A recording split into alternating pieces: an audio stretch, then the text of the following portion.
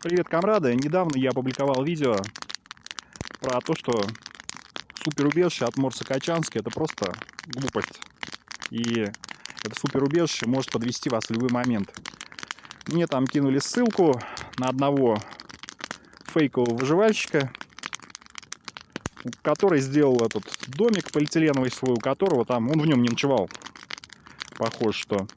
Ну вот у него там где-то ближе к потолку плюс 30.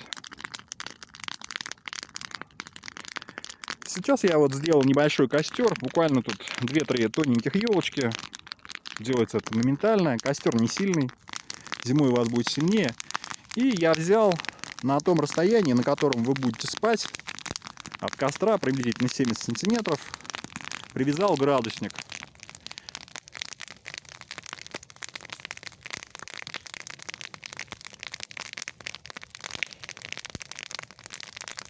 Не знаю, тут видно, не видно, но максимальные значения на градуснике у меня плюс 50.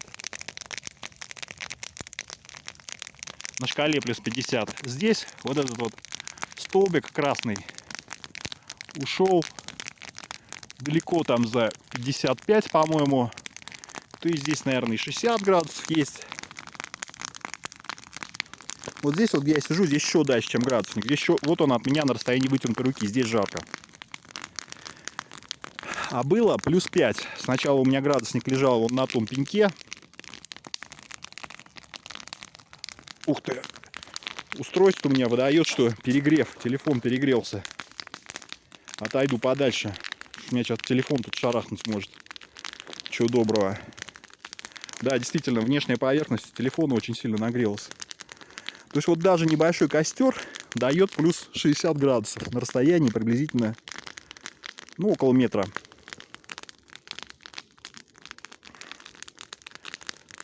Ну, подумайте, что лучше сделать небольшой костер, относительно небольшой, нормальный, и иметь плюс 60 градусов или 70 градусов, плюс 70, чем иметь непонятное сооружение с низкой температурой, с более низкой температурой.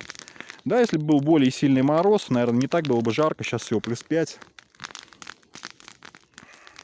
Ну, вот так вот показываю. Еще раз давайте попробую. Ух ты. С градусника отвалилась вот эта нижняя фигня. Ну все, надо его снимать, а то у меня тут точно взорвется, блин.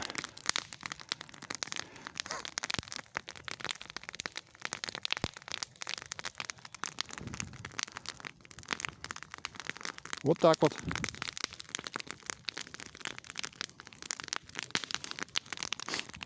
Думайте, что вам лучше.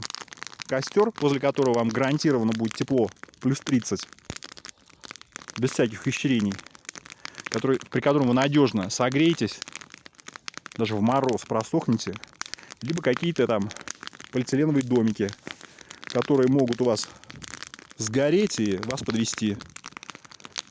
В общем, все прикольно, комрады.